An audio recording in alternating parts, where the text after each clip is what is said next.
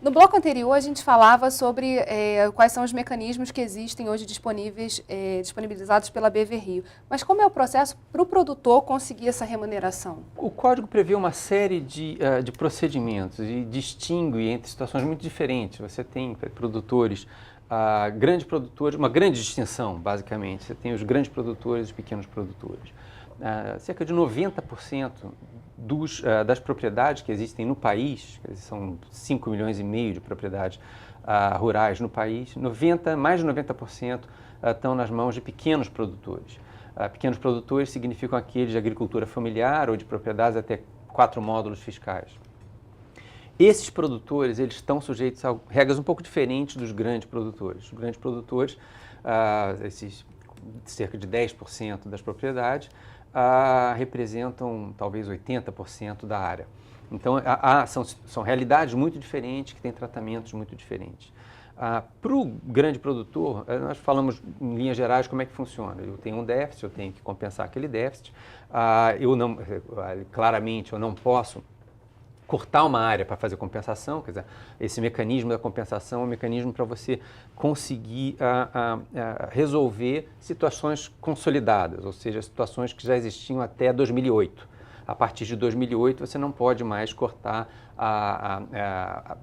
árvores na sua propriedade para converter a área e depois ir compensar. Você tem que manter primeiro a sua reserva legal e a partir daí você pode manejar o que você tem de área disponível. O pequeno proprietário tem algumas facilidades, quer dizer, basicamente, se ele não tem a reserva legal disponível, ele não precisa recompor.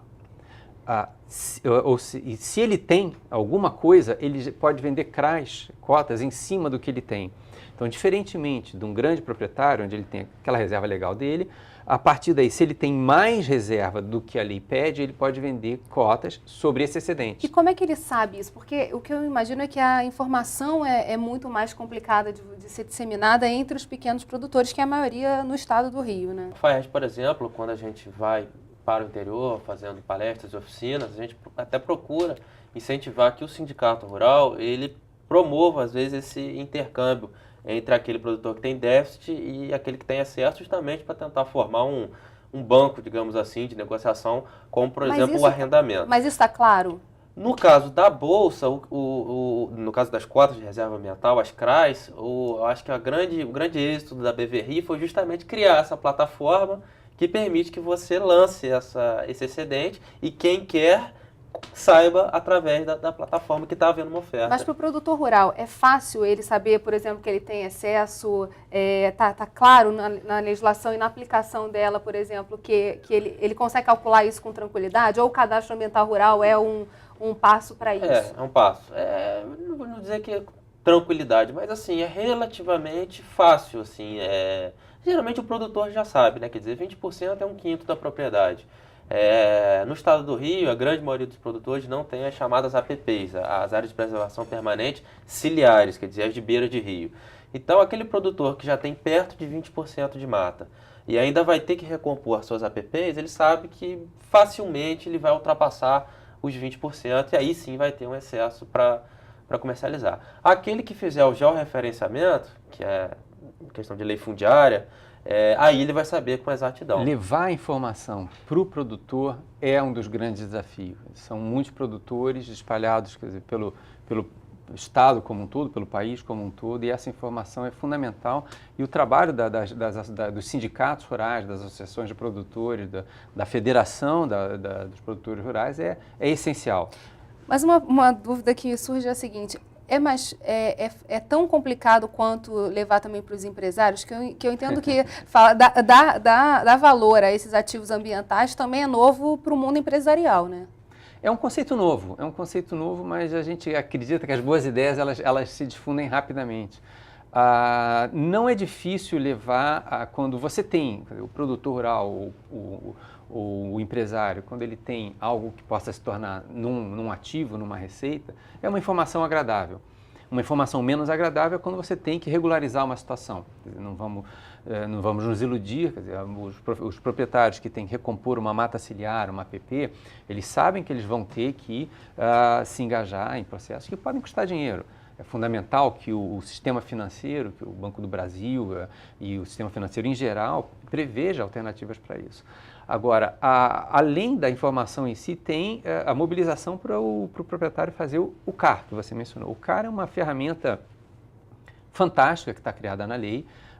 Nós vamos sair de uma situação antiquada, onde os cadastros todos eram feitos em papel, com detalhamento. Você encontra hoje ainda no Brasil certidões, matrículas imobiliárias dizendo que o seu imóvel começa no riacho, anda 300 metros até encontrar uma figueira, vai até a porteira do vizinho, etc.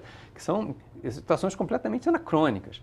Já foi feito, né, um grande trabalho pelo INCRA, inclusive, que exige o detalhamento dos imóveis, mas o CAR ele visa fazer isso na tela do computador, com mapas georreferenciados de satélite, e a partir daí o país vai poder ver o que existe no país, que hoje em dia é uma grande incógnita. E é preciso mobilizar 5,5 milhões de pessoas. Com certeza.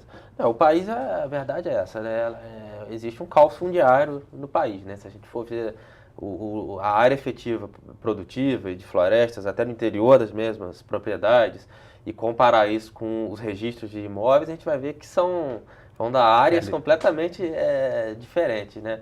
E só voltando um pouquinho que a gente falou no primeiro bloco, no estado do Rio, por exemplo, eu acredito que tenha havido a expansão da Mata Atlântica, em função do que ele comentou, de áreas que hoje nem se prestam mais à produção agropecuária pela inviabilidade mesmo. Quer dizer, a gente vem de um passado de café, né, da cafeicultura, e que o café ele ocupava quase todas as áreas da propriedade, aquelas áreas que a gente chama de grotões, né, aqueles vales bem encaixados. Quer dizer, hoje, para uma agricultura mais mecanizada, que tem que ser mais dinâmica, com menos mão de obra, com a mão de obra mais cara, aquelas áreas elas naturalmente se tornam imprestáveis à produção e acaba ocorrendo ali até a sucessão ecológica natural, né, a expansão da floresta nessas áreas. E aí, tendo excedente, eu acho que casa direitinho com o que a proposta da A questão é ter uma plataforma que mostre esses dois, o que tem de Exato. falta e de excedente para você conseguir chegar a um termo, né? Não, e a questão da cultura, acho que da multa, de multar, de penalizar, criou um certo temor no produtor.